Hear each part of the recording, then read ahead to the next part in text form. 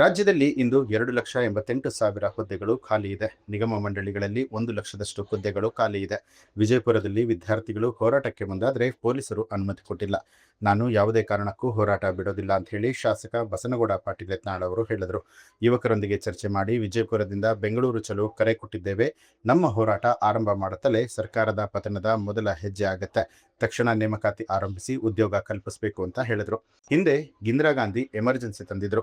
ಈಗ ರಾಜ್ಯದಲ್ಲಿ ಸಿದ್ದರಾಮಯ್ಯ ಅವರ ಎಮರ್ಜೆನ್ಸಿ ನಡೀತಾ ಇದೆ. ಪಾಕಿಸ್ತಾನ ಜಿಂದಾಬಾದ್ ಅನ್ನೋರಿಗೆ ಸರ್ಕಾರದಲ್ಲಿ ಪರ್ಮಿಷನ್ ಸಿಗುತ್ತೆ, ಆದರೆ ವಿದ್ಯಾರ್ಥಿಗಳ ಹೋರಾಟಕ್ಕಿಲ್ಲ.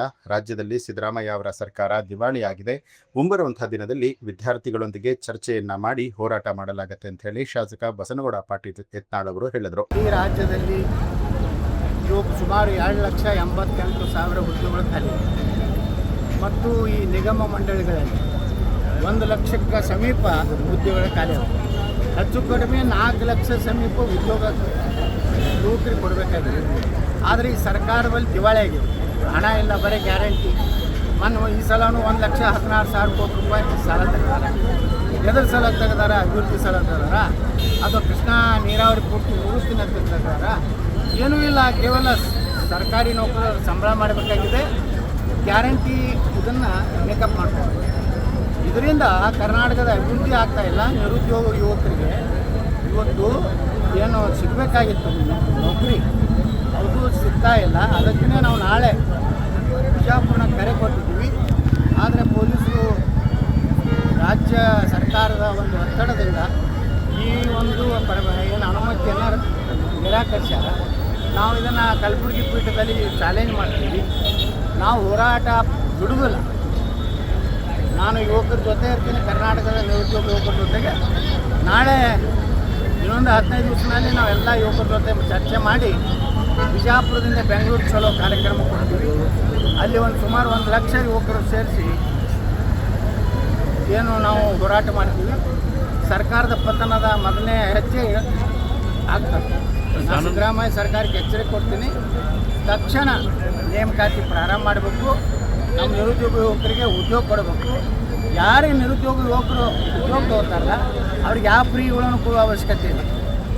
2,88,000 ಉದ್ಯೋಗಗಳನ್ನು ತುಂಬಿಟ್ರೆ 2,88,000 ಕುಟುಂಬಗಳು ಏನೋ ಅವ್ರ ಅನುಕೂಲ ಆಗ್ತದೆ. ಅಂಥವ್ರಿಗೆ ಏನು ಗ್ಯಾರಂಟಿ ಬೇಕಾಗಿದೆ. ಹೌದು, ಅದು ಇವತ್ತು ಏನು ಹಿಂದೆ ಇಂದಿರಾ ಗಾಂಧಿ ಎಮರ್ಜೆನ್ಸಿ ತಂದಿರಲಿಲ್ಲ, ಇದು ಸಿದ್ದರಾಮಯ್ಯನ ಎಮರ್ಜೆನ್ಸಿ ಕರ್ನಾಟಕದ ನಡೆದಿದೆ. ಸಿದ್ದರಾಮಯ್ಯನವರು ಈ ರೀತಿ ಯುವಕರು ತಮ್ಮ ಬೇಡಿಕೆ ಬೇಡಬೇಕಲ್ರಿ, ಯಾರ್ಯಾರಿಗೂ ಪರ್ಮಿಷನ್ ಕೊಡ್ತಾರೆ. ಆದರೆ ಹುಡುಗರು ತಮ್ಮ ಈಗ ನೋಡ್ರಿ, ಅವರು ನಾವೇ ಆತ್ಮಹತ್ಯೆ ಮಾಡ್ಕೋತೀವಿ ಅನ್ನೋದು ಹೋರಾಟದ ಹಕ್ಕಕ್ಕೆ ಸ್ವಚ್ಛ ಮರಣ ಅದನ್ನು ಮಾಡ್ತೀವಿ ಅನ್ನೋಂಥ ಪರಿಸ್ಥಿತಿ ಯುವಕರು ಬಂದಾರ. ಮತ್ತು ನೀವು ಯುವಕರದ ಹೋರಾಟದ ಒಂದು ಹಕ್ಕೇನಿದೆ ಪ್ರಜಾತಂತ್ರದಾಗ. ಎಂತಿಂಥ ದೇಶದ್ರೋಹಿಗಳ ಹೋರಾಟಕ್ಕೆ ಸಪೋರ್ಟ್ ಮಾಡ್ತಾರೆ. ಪಾಕಿಸ್ತಾನ ಜಿಂದಾಬಾದ್ ಅನ್ನೋಂಥ ಹೋರಾಟಗಳಿಗೆ ನಮ್ಮ ಪೊಲೀಸ್ ಇಲಾಖೆ ಅನುಮತಿ ಕೊಡ್ತಾರೆ. ನಿರುದ್ಯೋಗ ಯುವಕರು ತಮ್ಮ ಭವಿಷ್ಯದ ಬಗ್ಗೆ ನೋಡ್ರಿ, ಲಕ್ಷಾಂತರ ರೂಪಾಯಿ ಕೊಟ್ಟು ಶಿಕ್ಷಣ ಕಲಿತಿರ್ತಾರೆ. ಅವರಿಗೆ ಇವತ್ತು ನೌಕರಿ ಇಲ್ಲ ಅಂದರೆ ಅವ್ರಿಗೇನು ಮಾಡಬೇಕು?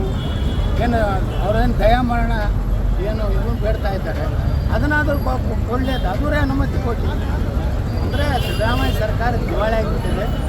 ಅದಕ್ಕೆ ನಾವು ಯುವಕರ ಜೊತೆ ಇರ್ತೀವಿ. ಆ ಬೆಂಗಳೂರು ಚಲೋ ಕಾರ್ಯಕ್ರಮ ಮಾಡ್ತೀವಿ.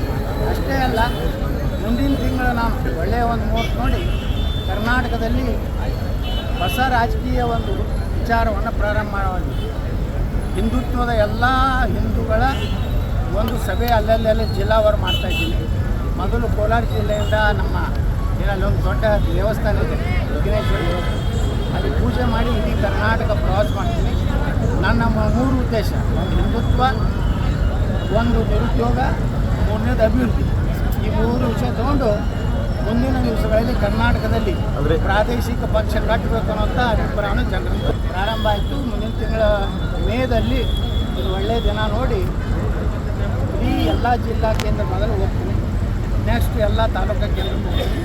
ಎಲ್ಲ ಹಿಂದೂ ಸಂಘಟನೆಗಳನ್ನು, ನಿರುದ್ಯೋಗ ಯುವಕರನ್ನು ಹಾಗೂ ಅಭಿವೃದ್ಧಿ ಚಿಂತನೆ ಮಾಡುವಂಥ ಜನರ ಒಂದು ಸಭೆಯನ್ನು ನಾನು ಮಾಡ್ತೀನಿ. ನ್ಯೂಸ್ ಅಲರ್ಟ್, ನಿಮ್ಮಿಂದ ನಿಮಗಾಗಿ.